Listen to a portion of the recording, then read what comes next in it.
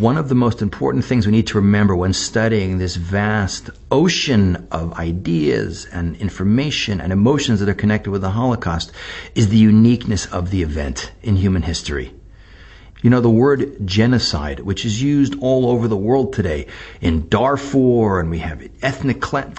The word was invented by a Jewish refugee in 1943, Dr. Raphael Lemkin, fleeing from Poland to England. He said there's a crime happening in Europe that there's no word to describe, and he invents a new word, genocide. It's a mixture of this Greek word and a Latin word. Genos, people, Greek, side, Latin, to kill.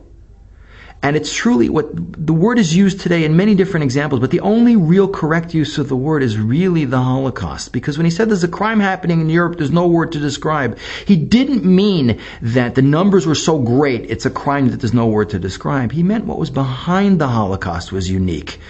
Lucy Davidovits, the author, in her book, The War Against the Jews, makes a very profound statement at the end of the book.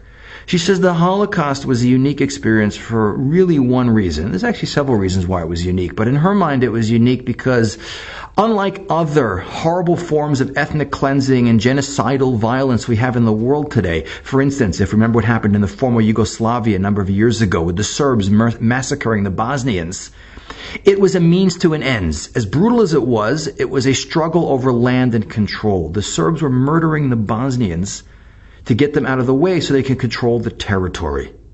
If you look at what Hitler did in the Holocaust, this is what Lucy Davidovits points out, it was the Jews were being murdered, not as a means to an end, but as an ends in and of itself, because they were Jewish.